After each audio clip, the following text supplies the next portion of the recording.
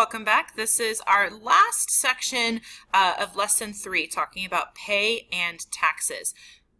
When we left off last time, I asked you to read through page 22 in your student guide and then complete activity 3.7, get the W-4 right. That was a lengthy bit of information that we didn't get to go over, so I want to go over a little bit with you right now. So this is page 22 in your student guide. Up at the top, it talks about the overall amounts of federal and state taxes you pay each year. It depends on a couple things. Well, first, it depends on the current income tax rates. So it depends on how much of your income you have to pay to your governments, to the federal government, to your state government, and local governments. Every year that tax could be increased or it could be decreased, but a certain percentage is going to be taken from your income. It also depends on your gross income. So your income is taxed based on how much you earn, not just based on what you take home. And it also depends on your filing status. Filing status means, are you singled? Are you married? Are there other people in the house that depend on you to make sure that they have what they need to survive, like food and clothes and shelter? So your filing status, is it just you in the house, or are there other people with you who you share your money with? That also includes the number of dependents. Employee benefit programs you participate in, that can reduce or defer your taxes. We talked a little bit about insurance. Oftentimes you might have to pay some money for insurance, and you can have that taken out of your paycheck before they take out that percentage for taxes. And that's a good thing. That means that you have a little bit more money left over at the end of the month. Also, specific deductions that you record on your IRS form that could also affect how much money you have to pay for taxes. So what happens is your employer holds a little bit of money each time that you get paid for your taxes. And that pay, it depends on your income, the current tax rates, and what you enter on this IRS W-4 Employees Withholding Allowance Certificate when you start a job. So that's in big bold. This is something, anytime that you start a new job, you're going to have to fill this out. And it looks really scary. There is one, that's what activity 3.7 was talking about, was the W-4 form. It looks really scary. There's a lot of words and a lot of boxes and a lot of instructions to follow. But once you understand what the W-4 form is for, that was a lot of fours in there, but once you understand what this form is for, it really is not that bad.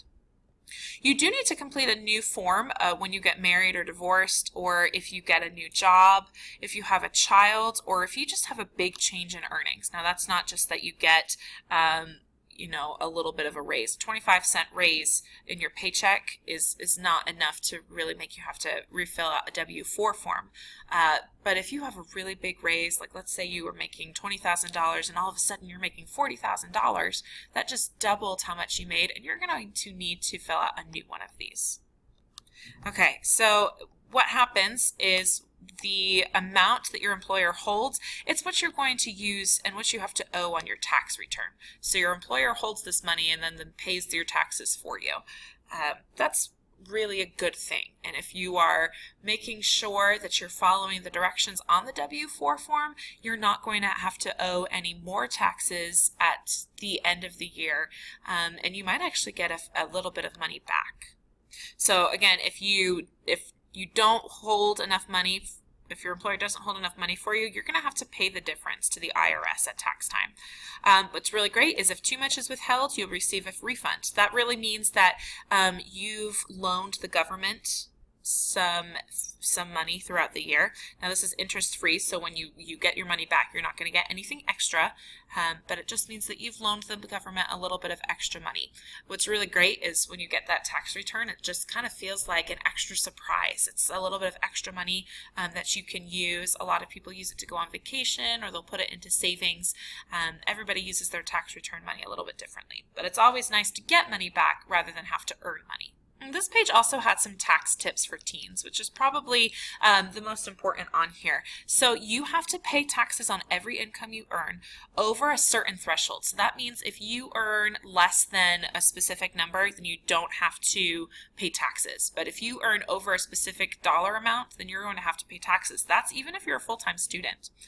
And this threshold, this specific number that you have when you have to pay taxes, it depends on your age and whether or not somebody can claim you as a dependent. So if you depend on somebody else for where you live and clothes and food, that will also go into play whether or not you have to pay taxes. If you ever work in a job where you get tips, you have to report that as taxable income. It's really good to be honest about your tips as well. If the government finds out that you're not being honest, then you could have some severe consequences. And even if you're not required to file a tax return, you should, even if you do qualify for a tax refund. Okay, so just some tips for you. Right now, I'm not sure that all of this makes sense, but as we look at this W-4 form, I hope that more does make sense for you. So I want to transition over to activity 3.7. It was that get that W-4 right. The directions said that when you begin a new job, you have to complete a W-4 form so that your employer can withhold the federal income tax from your pay. So we're going to use the form below to practice filling out a form based on your current situation. You could actually download a full copy from the irs.gov, and there are additional instructions to fill out that will talk about your withholding allowance information. This box is super important. You need to start knowing your social security number or having it written someplace, but you need to keep this a secret. We've already talked about the fact that your social security number is part of your identity, so you want to keep that a secret. Nobody needs to know what that is, or else you might end up having to pay extra taxes because somebody used your identity. There could be a whole lot of consequences. Your credit score could go down, and we've talked about that in our last unit. So let's get into the meat of this W-4 form. We've already said that when you start a new job, you're going to have to fill one of these out. If your filing status changed, if you're single, or whether you get divorced or get married or you have a child, you're going to have to fill out a new one of these. So to fill this out, just go number by number, box number by box number. So the first thing is your name. They want your first name and your middle initial, and that's all you'll need to write in here. You would write in box 1 your first name and middle initial. And then next to it you would write your last name. That's not so bad. In box 2 it says your social security number. This is why you need to have this on file or ready to write down if you're ever going into a new job. For right now you can just do 3 zeros, so 0, 0, 0, followed by a dash and then 2 zeros, and then another dash and 4 zeros. You're putting this right into the box number 2. On the next line, it's asking for your home address. You could use your number and street or your rural route, as well as your city, town, state, and zip code. So you need to know your address. Write that in. Box number 3, this you need to check what you are. If you're single, if you aren't married, then you would check this box. If you're married, check the second box. If you're married but you withhold at a higher single rate, then you check this box. That is not something that we need to worry about right now. You are either single or you're married. So you would either check the first box for being single or the second box for being married. Number 4 is in bold. It says if your last name is different than what is shown on your social security card, you need to check this box. And then you must call this number for a replacement card. Your social security number and your last name on that on your social security card needs to match the name on your W-4 form. So if you get married, you will have to change the name that is on your social security card. Or if you get divorced, same idea. If you are adopted, some children choose to keep their last name. Sometimes they'll get that dash added on, or they will even just get the last name of the parents who adopted them.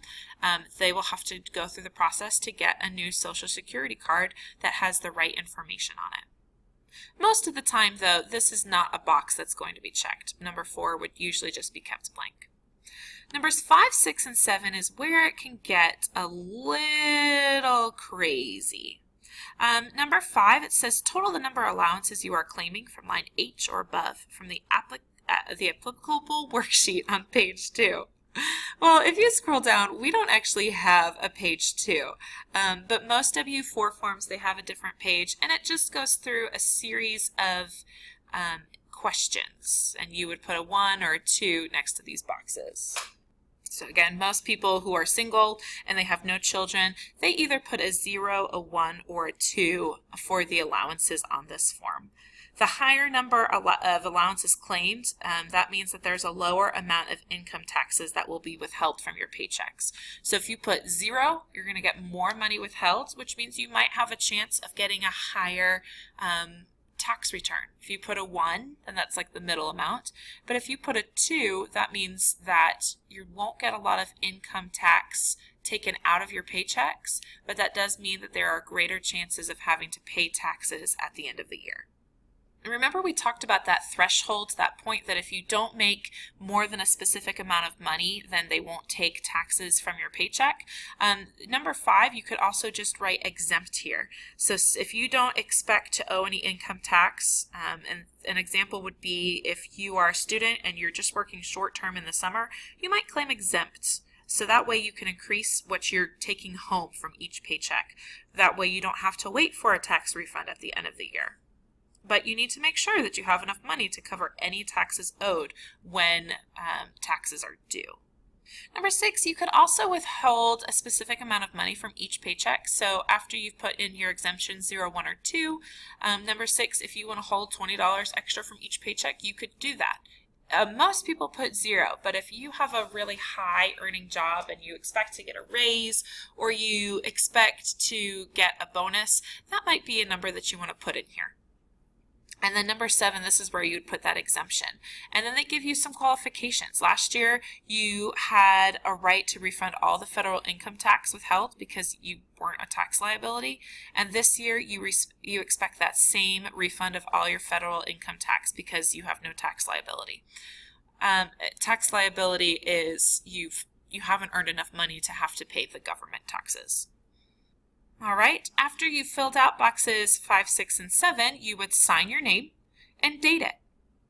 Boxes number 8, 9, and 10 are not for you. These are boxes for your employers to fill out. I hope that puts your mind a little bit more at ease when you're filling out one of the W-4 forms. If you ever have any questions about this, talk to your employer. There's usually an HR person who takes care of these, and they'll be able to help you make the decisions necessary to fill out the W-4 form. Now we've got one more task to complete and then we'll be finished with this lesson. Your job is to figure out your net pay.